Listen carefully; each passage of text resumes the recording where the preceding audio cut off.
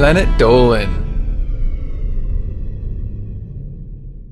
From whether we actually use superpowers to how many babies you can have all at once. These are some of your most burning questions about life. Hey there guys, I'm Danger Dolan's mysterious brother and I'm here to blow your mind with truth. I'm Danger Dolan and I'm here to blow your mind with truth. I'm here to do that, but better. Nah, mate. Yeah. No. I'm a real Thulu asks, why don't humans have a mating call? It's because humans don't mate in seasons. This started with female chimps who don't advertise when they're fertile to prevent male chimps from attacking their babies. This way, no chimp is sure who the father is and will be less likely to attack other chimps. Because humans mate in seasons. Males tend to beat their chests to indicate when they're infertile or firing blanks. This way everyone knows who the father is because it's the only person around who is actually fertile. And it's always that guy you're jealous of. James Carroll asks, why do humans live longer than dogs? A large body mass such as those of humans or elephants tends to lend itself to a long, healthy life of 70 years, whereas faster, smaller animals like dogs and rodents burn far more energy and thus have a reduced natural life expectancy. You might think it has something to do with their body mass, but that is wrong. Dogs just don't do as much stuff as humans. They're so lazy that their bodies stiffen from underuse and begin to decompose before they even die. Absolutely plagiarizing my work. You're just taking the things I say and reversing it. You suck. No. You're just reading my script and reversing everything I say.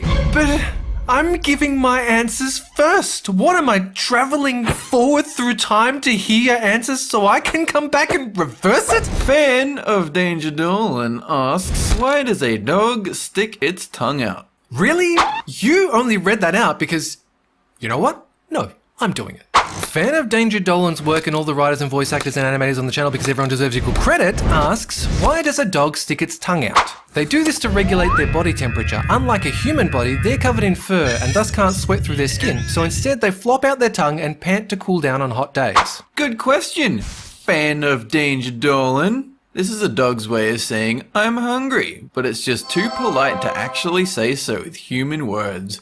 If it starts panting for more than 10 seconds though, that's a warning sign that your pet is literally dying because you haven't fed it. Do feed it. Just don't let it. Oh, it's dead.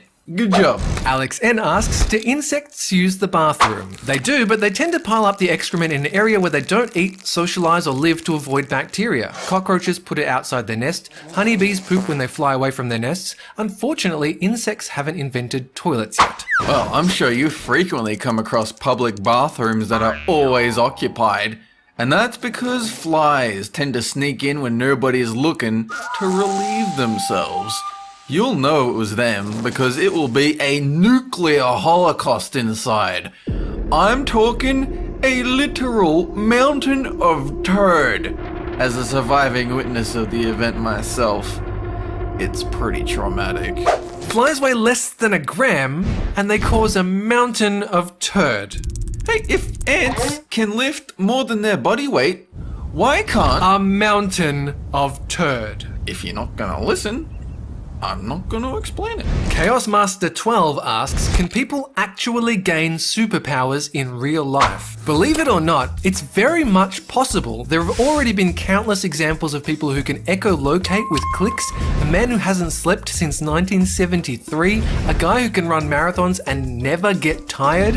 Technology will also allow us to change our body shape, self-heal, become invisible with mirror suits. The possibilities are endless. Of course you can. Everyone that has superpowers tends to work in esports. Look at this guy. Yeah, this is normal. This can be achieved by regular humans. Nah. We herd esport players together in LAN party paddocks. You can tell they're nearby because of their grazing call. Emoji! Emoji! Emoji! Emoji! Emoji! Emoji! Blue Rave asks, why do cats and dogs hate each other so much? This mainly boils down to miscommunication. Dogs are extroverted, they love to mingle with animals and humans, whereas cats like to keep to themselves and get annoyed when dogs get all up in their face. which then causes the dog to get crazier until everyone is out of control. This is just one of many reasons though. What are you talking about? They love each other. Shima and Dagub are getting along great. Never mind. Shima's having one of her crazy spaz moments. Cat! Settle down. Don't call her Cat. Her name's Shima, and those are just energy bursts. Don't call them spaz moments, you spaz. Treat her with some respect. Oh, you're so right. I bow to your wisdom. We should rename our show Super Planet Dolan's Brother, cause that just rolls off the tongue, dude. You can talk. Your whole life is based off a meme about Donald Duck. Shh. Disney. Elephant's Rule asks, how many babies can you have in one pregnancy? There's no specific limits to this, but typically the maximum for healthy babies is around 7 or 8. There have been cases of as many as 17 babies all at once, but the risk of problems is much higher when the number reaches this point. Pregnant? No, they're just fat. Storks are the ones that bring babies. They tend to bring lots of babies to the women who have the biggest guts. In fact, sometimes they recruit stork friends to help carry the babies, who can be pretty huge themselves. Storks bring babies to fat people. That's what you came up with? Well, look at Mr. Fancy Research. Just because we weren't born the typical way. Stop. Yeah. Ren the Castaway asks, is it possible to mix the DNA of humans with other animals? Well, we routinely take DNA from humans and transplant pieces of it into mice to study diseases and body growth similarities. If you're talking about a human-rat hybrid though, the chances of that happening are microscopically low as the cells are far too incompatible for reproduction. Because Shima and Melissa... No. I know what you're thinking, just don't. You've already ripped on overweight people, don't be racist. But no! Epic Melon Maker asks, could we survive on breathing something different other than oxygen? Perhaps temporarily, but only if there's at least a little oxygen in the environment, as human bodies require this to live. There would be biological issues though, and you would suffocate over time unless you could filter out all the toxins. Humans would have to be reworked from the atom up to no longer need at least a little oxygen to breathe. Of course we could survive. This is a viable alternative. Alright, just watch this.